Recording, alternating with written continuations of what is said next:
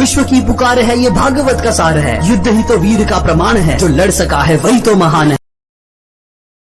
मनुष्य के जीवन के बड़े से बड़े दुख को, बड़ी से बड़ी समस्या को दूर करना सिखाती है रामायण। रामायण की कहानी हम लोग बचपन से सुनते और देखते आ रहे हैं। प्रभु श्री राम का जीवन सबको सिर्फ एक कहानी की तरह पता है, लेकिन रामायण के अंदर जो जादुई और रहस्यमयी ज्ञान छुपा है वो किसी को नहीं पता। आज हम उसी ज्ञान पर चर्चा करेंगे। बस इस ज्ञान को समझने के लिए आपको इस वीडियो को आखिरी तक ध्यान से सुनना है। और एक बात तो पक्की है, जो रामायण के इस ज्ञान को समझ जाएगा, दुनिया की कोई समस्या, कोई दुख उसके जीवन में टिक नहीं पाएगा। रामायण का एक एक पात्र कमाल का है। प्रभु श्री राम का, भरत का, लक्ष्मण का, सीता माता का, रामायण का हर एक पात्र हमें बहुत कुछ सिखाता है, चाहे वो रावण या कुंभकर्ण का ही क्यों ना हो। दोस्ती निभाना, प्यार निभाना, रिश्ते निभाना हर इंसान को रामायण से सीखना चाहिए। जिंदगी में कोई दुख आए उससे कैसे लड़ना चाहिए, रामायण हमें सब कुछ सिखाती है। आज हम उसी रामायण की 15 शिक्षाओं के बारे में चर्चा करेंगे। रामायण की सबसे पहली शिक्षा यह है कि अपनी जिंदगी के गहरे राज अपने सगे भाई, अपने करीबी से करीब इंसान को भी नहीं बताना चाहिए। जब प्रभु श्री राम और रावण का युद्ध चल रहा था तो राम जी ने रावण पे बहुत अस्त्र चलाए।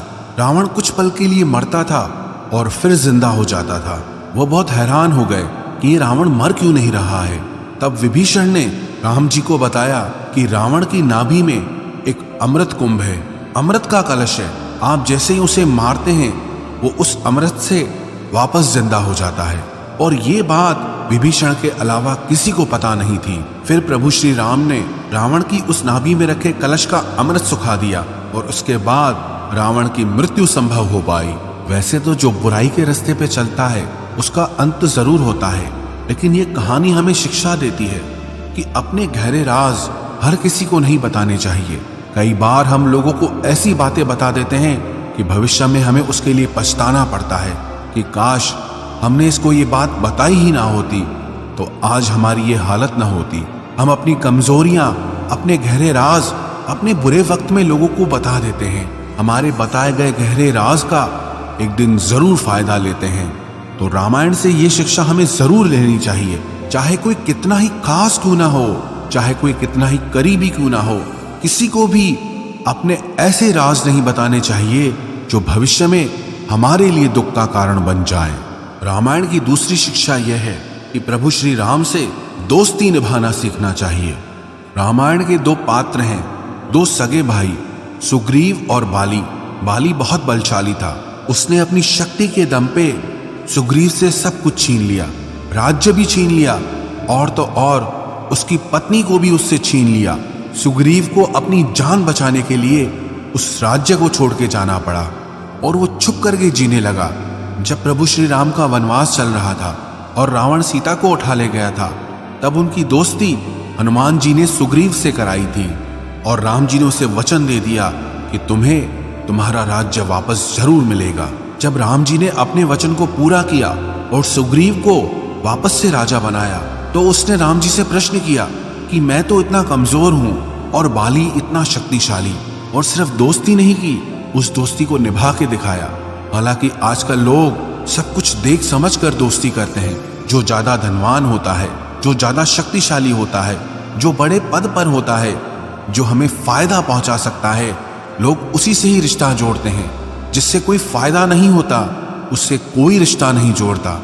सुग्रीव कहने लगा, मैं तो आपके किसी काम का ही नहीं था, लेकिन आपने फिर भी अपनी मित्रता को निभाया। इसीलिए रामायण हमें ये शिक्षा देती है, मित्र वही है जो हमारे दुख सुख में हमारे साथ खड़ा हो जाए। रामचरितमानस की एक चौपाई भी है, जेन मित्र दुख हो ही दुखारी, तिनहि बिलोकत पातक भारी। इसका अर्थ है कि जो लोग अपने मित्र के दुख में दुखी नहीं होते, अपने दोस्त की तकलीफ में उसकी मदद नहीं करते, ऐसे इंसान को देखने से ही पाप लग जाता है। तो दोस्त तो वो है जो दुख में काम आए। वो दोस्त किस काम का जो सिर्फ मजा मस्ती करने के लिए जिंदगी में साथ हो। असली मित्रता तो वो है जो मुश्किल वक्त आने पर आपके साथ खड़ा हो जाए। रामायण की तीसरी शिक्षा यह है कि अपनी दी हुई जुबान से कभी नहीं बदलना चाहिए। रावण का एक भाई विभीषण भी था। जब उसने ये देखा कि मेरा भाई अधर्म के रास्ते पे चल रहा है, गलत रास्ते पे चल रहा है और इसका सर्वनाश जरूर होगा, क्योंकि वो मेरी बात सुनता ही नहीं है। कोई भी अगर उसके भले की बात कहता है वो उसे अपना दुश्मन समझने लगता है। इसलिए विभीषण रावण का साथ छोड़कर प्रभु श्री राम की शरण में आ गया।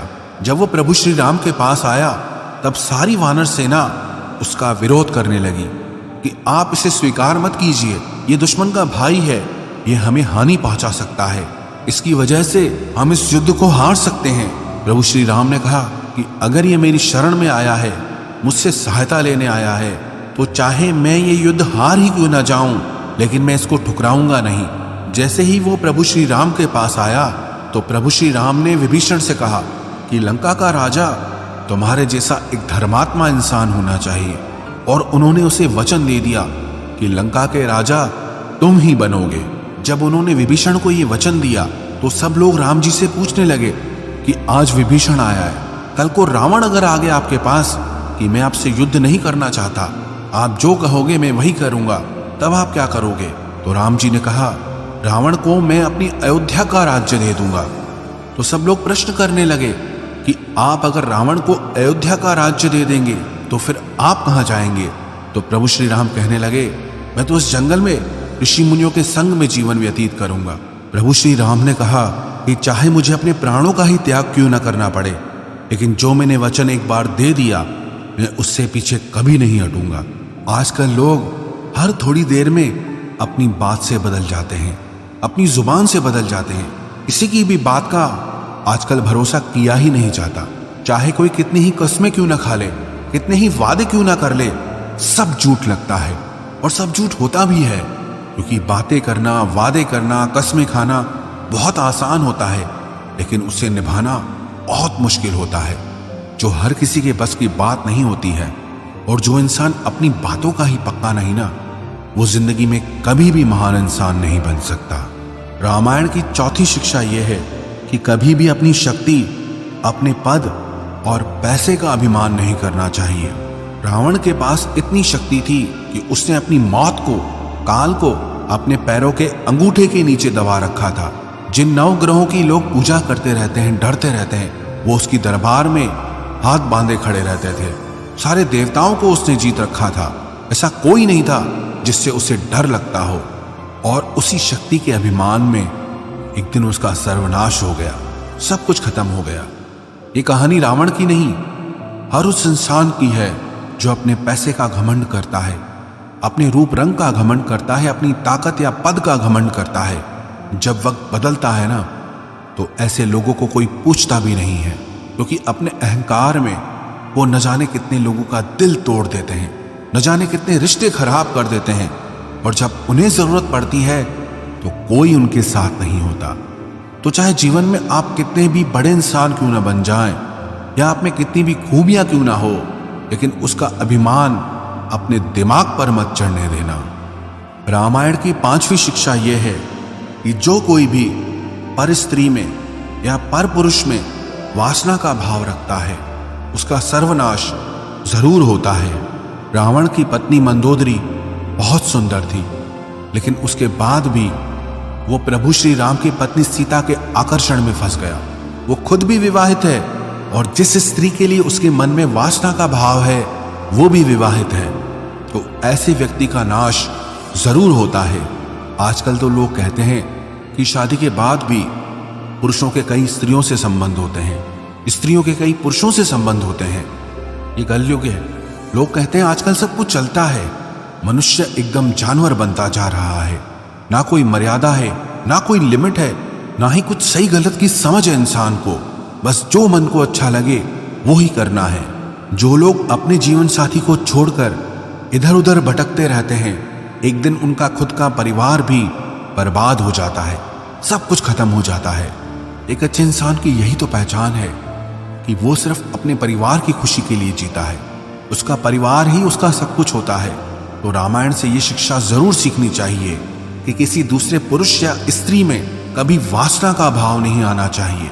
वासना का भाव आने से जीवन में सिर्फ दुख ही मिलता है। रामायण से छठी शिक्षा हमें ये लेनी चाहिए कि भाई कैसा होना चाहिए। राम और भरत से सीखना चाहिए।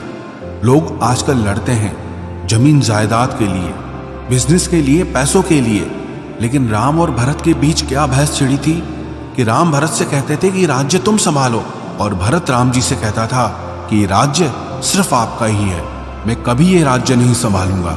आजकल दो भाई लड़ते हैं हक के लिए, और रामायण में दो भाई लड़ रहे हैं त्याग के लिए, समर्पण के लिए, प्रेम के लिए। लोग कहेंगे कि आजकल ऐसा जमाना ही नहीं रहा। हाँ, माना कि आजकल ऐसा जमाना नहीं रहा, पर क्यों छोटी छोटी चीजों के लिए लोग अपने रिश्ते ही तोड़ देते हैं, अपने रिश्तों में जहर भर देते हैं, एक दूसरे के दुश्मन बन जाते हैं। अगर आप त्याग नहीं कर सकते तो कम से कम अपने रिश्तों को खराब तो मत कीजिए। रामायण से 7वीं शिक्षा हमें ये सीखनी चाहिए कि एक राजा को देश कैसे चलाना चाहिए। अपनी प्रजा के सुख के लिए प्रभु श्री राम ने अपने हर सुख का त्याग कर दिया। राम जी के पिता महाराज दशरथ ने, उन्होंने अपने पुत्र का ही त्याग कर दिया। पूरा जीवन वो इसीलिए जीते रहे कि प्रजा को सुख मिले।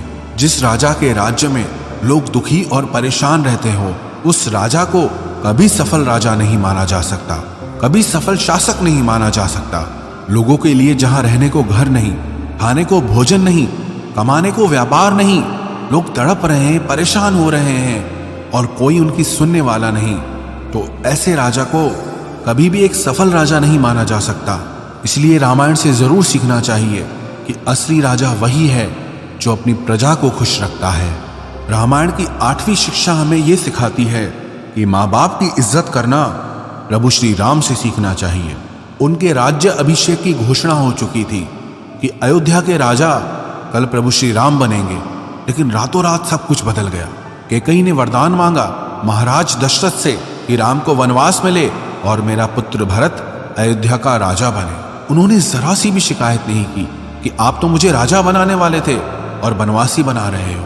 बिना पिता के मुंह से कहे उस वचन को कैकेयी के मुंह से सुन के उसकी आज्ञा पालन करने के लिए तैयार हो गए। बनवासी की तरह 14 साल वन में बिताए, लेकिन अपने पिता को झुकने नहीं दिया। आजकल तो माँ बाप सिर पीटते हैं कि बच्चे सुनते ही नहीं हैं, जो काम बोलो हर बात उल्टी करते हैं। बच्चों की सोच ही अलग है और हमारी सोच ही अलग है। और तो और आजकल तो लोग अपने माँ बाप के साथ रहना भी नहीं चाहते। किसी समय में लोग तरसते थे कि हम अपने माँ बाप के बिना नहीं रह पाएंगे, और आजकल लोग कहते हैं कि हम अपने माँ बाप के साथ नहीं रह सकते। इस कलयुग में ना लोगों का दिल बहुत छोटा हो गया है। घर तो बहुत बड़े हो गए हैं, लेकिन दिल इतना छोटा हो गया है कि उसमें अपने स्वार्थ के अलावा किसी के लिए कोई जगह नहीं बचती, फिर चाहे वो सगे माँ बाप ही क्यों ना हो। इसलिए रामायण से ये शिक्षा जरूर लेनी चाहिए कि दुनिया में किसी की इज्जत करो चाहे ना करो, लेकिन अपने माँ बाप की इज्जत जरूर करनी चाहिए। रामायण की 9वीं शिक्षा हमें यह सिखाती है कि छोटे लोगों से कभी कोई सलाह लेनी नहीं चाहिए। कैकेयी की दासी थी मंथरा, जो कैकेयी अपने पुत्र भरत से भी ज्यादा प्रभु श्री राम से प्रेम करती थी, लेकिन मंथरा ने उनकी ऐसी बुद्धि फेर दी कि रातों रात राम को वनवास भेज दिया। जो छोटे लोग होते हैं ना, उनकी बुद्धि छोटी ही होती है। जो लोग सब बातें अपने नौकरों से शेयर करते हैं या उनसे सलाह लेते हैं, वो जिंदगी में कभी कोई काम ढंग का नहीं कर पाएंगे, क्योंकि उनकी बुद्धि उतनी ही चलती है, वो आपको उतनी ही सलाह देंगे। सलाह हमेशा अपने से समझदार और बड़े इंसान की लेनी चाहिए, जिसे सही गलत की समझ हो। रामायण की 10वीं शिक्षा हमें यह सिखाती है कि कभी भी अपने दुश्मन को कम नहीं समझना चाहिए। वास्तव में तो किसी को भी खुद से कम नहीं समझना चाहिए। रावण एक राक्षस कुल में पैदा हुआ था, जिसका देवताओं के साथ युद्ध चलता रहता था। बंदरों को, इंसानों को तो वो कच्चा चबा कर खा जाता था, इसलिए उसे उनसे कोई डर नहीं था। जब उसे पता चला कि मानव और वानर मुझसे लड़ने के लिए आ रहे हैं, तो उसने मन में सोचा, इन लोगों को तो मैं कच्चा चबा कर खा जाऊंगा, इन लोगों में क्या बल। लेकिन जब प्रभु श्री राम से उसका सामना हुआ, तब उसे समझ में आया कि इनसे लड़ना मेरे बस की बात नहीं है। जिसने कई बार शरीर में छोटी सी बीमारी आती है, हमको लगता है कि कोई बड़ी बात नहीं, ठीक हो जाएगी, लेकिन जब हम उस पर ध्यान नहीं देते तो एक दिन वो बहुत बड़ी बीमारी बन जाती है। छोटा सा कर्ज जिंदगी में एक दिन बहुत बड़ा मर्ज बन जाता है। छोटी छोटी बातें भी जिंदगी में जो आपको परेशान करती हैं, तंग करती हैं, आपको कभी भी उनको हल्के में नहीं लेना चाहिए, बल्कि समय से पहले खुद को सावधान कर देना चाहिए। रामायण की 11वीं शिक्षा हमें यह सिखाती है कि पति पत्नी को एक दूसरे की इज्जत करनी चाहिए। चाहे दुख हो चाहे सुख हो, एक दूसरे का साथ कभी नहीं छोड़ना चाहिए। जब प्रभु श्री राम को वनवास मिला तो माता कौशल्या ने सीता माता से कहा कि तुम अपने माँ बाप के पास चली जाओ, वहां सुख से रहो। पर माता सीता ने कहा कि जहां मेरे पति रहेंगे मेरा सुख वही है, फिर चाहे वो जंगल में क्यों ना रहे। आजकल तो लोग पैसा और नौकरी देखकर ही रिश्ता जोड़ते हैं। पैसा नहीं है, नौकरी नहीं है, ऐसे इंसान से कोई रिश्ता नहीं जोड़ना, फिर उसका चरित्र चाहे कैसा भी क्यों ना हो। लड़के वालों को लड़की सुंदर चाहिए, लड़की वालों को लड़का पैसे वाला चाहिए, बाकी और कोई चीज मायने नहीं रखती लोगों के लिए। अगर इन चीजों पे, किसी के रंग पे, किसी के पैसे और नौकरी पे आप रिश्ते करते हैं तो ऐसे रिश्ते से आप क्या सुख की उम्मीद लगाते हो, जिसकी नींव ही गलत हो, जिसकी सोच ही गलत हो। क्योंकि एक दिन ना ये रंग भी नहीं रहेगा और एक दिन दुनिया का वैभव भी नहीं रहेगा, तो फिर वो रिश्ता कहाँ टिक पाएगा। जीवन साथी तो ऐसा होना चाहिए, चाहे सब कुछ हाथ से चला जाए, चाहे कितना ही बुरा वक्त क्यों ना आ जाए, लेकिन आपका जीवन साथी आपका हाथ थाम कर खड़ा हो जाए। तो रिश्ते किसी के रूप और पैसों को देखकर नहीं छोड़ने चाहिए, बल्कि ये देखकर जोड़ना चाहिए कि वो हमारे सुख और दुख में कितना हमारा साथ देगा। रामायण की 12वीं शिक्षा हमें यह सिखाती है कि जो सच में हमारा भला चाहता है उसकी सलाह जरूर माननी चाहिए। रावण की पत्नी मंदोदरी बार बार रावण को शिक्षा देती थी कि जाओ सीता को वापस लौटा दो और राम जी से माफी मांग लो। विभीषण बार बार रावण को शिक्षा देता था कि आपने बहुत गलत काम किया है, सीता जी को वापस लौटा दो, लेकिन वो उसे अपने दुश्मन लगते थे। उसे लगता था कि ये लोग डरपोक हैं, मुझे भी डरना सिखाते हैं, इन्हें मेरी शक्ति के बारे में नहीं पता, मैं जो चाहे वो कर सकता हूं। जब इंसान अपने अहंकार में होता है ना, तो उसकी भलाई की सलाह देने वाला भी उसे दुश्मन की तरह लगता है। एक घमंडी इंसान को ना आप सच्ची बात भी कहोगे ना तो उसको बुरा ही लगेगा। उससे उसकी भलाई के लिए कुछ भी कहोगे, वो उसे सुन के कभी खुश नहीं होगा, कभी समझेगा ही नहीं, बल्कि आपको ही गलत समझेगा। इसीलिए रामायण हमें यह सिखाती है कि जो हमारा भला चाहते हैं उनकी बात चाहे कितनी ही कड़वी क्यों ना लगे, लेकिन उनकी बात जरूर माननी चाहिए। रामायण की 13वीं शिक्षा हमें यह सिखाती है कि जिंदगी में चाहे कितना ही बुरा वक्त क्यों ना आ जाए, लेकिन उससे कभी घबराना नहीं चाहिए। प्रभु श्री राम अयोध्या के राजा बनने वाले थे, रातों रात वनवास जाना पड़ा। कभी किसी तांत्रिक या ज्योतिष के पास नहीं गए कि ये क्या हो गया, मैं राजा बनने वाला था और वनवासी बन गया, सब कुछ छिन गया, पत्नी का भी अपहरण हो गया, लेकिन उन्होंने हिम्मत नहीं हारी और अपनी पत्नी को भी वापस लेकर आए और अपने राज्य को भी हासिल किया। लोगों की जिंदगी में थोड़ा दुख आ जाता है तो लोग टूट जाते हैं, ज्योतिषियों के पास पहुंच जाते हैं कि मेरी किस्मत ही खराब है, बताओ मेरे ग्रह कैसे चल रहे हैं। लोगों से सलाह लेने लग जाते हैं कि मुझे क्या करना चाहिए, मुझे तो कोई रास्ता ही समझ नहीं आ रहा। जब भी जिंदगी में ऐसा वक्त आए ना, उस समय में सबसे ज्यादा सिर्फ और सिर्फ आपकी हिम्मत ही काम आएगी। जिस इंसान के अंदर हिम्मत है ना, वो अपने हर दुख को सुख में बदल सकता है। रामायण की 14वीं शिक्षा हमें यह सिखाती है कि समर्पण करना और साथ निभाना हनुमान जी से सीखना चाहिए।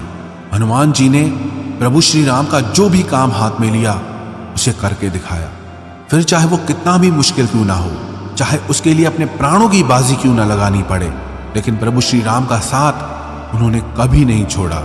वो अकेले ही रावण की लंका में घुस गए, सारे राक्षसों से भिड़ गए, लेकिन प्रभु श्री राम का साथ उन्होंने कभी नहीं छोड़ा। रामायण की 15वीं शिक्षा हमें यह सिखाती है कि चाहे आप दुनिया जीत लो, लेकिन अगर आपने अपने मन को नहीं जीता तो आपने कुछ नहीं जीता। रावण ने देवताओं को जीत लिया, विश्व के शक्ति से शक्तिशाली लोगों को जीत लिया, लेकिन अपने मन को नहीं जीत पाया। जैसा मन उसे नचाता था वो वही करता था। जिस इंसान ने भी अपने मन को नहीं जीता है, समझ लेना उसने जिंदगी में कुछ नहीं जीता है, क्योंकि मन के आगे हारा हुआ इंसान कभी खुश नहीं रह सकता। उसका मन उसे परेशान करता ही रहेगा, चाहे उससे दुनिया की सारी दौलत क्यों ना मिल जाए, लेकिन अगर मन आपका आपके वश में नहीं है तो आप कभी खुश नहीं रह सकते। जो भी व्यक्ति रामायण की इन 15 शिक्षाओं को रोज सुनेगा, अपनी जिंदगी में उतारेगा, वो जीवन के हर बड़े से बड़े दुख से, बड़ी से बड़ी समस्या से आसानी से पार निकल जाएगा।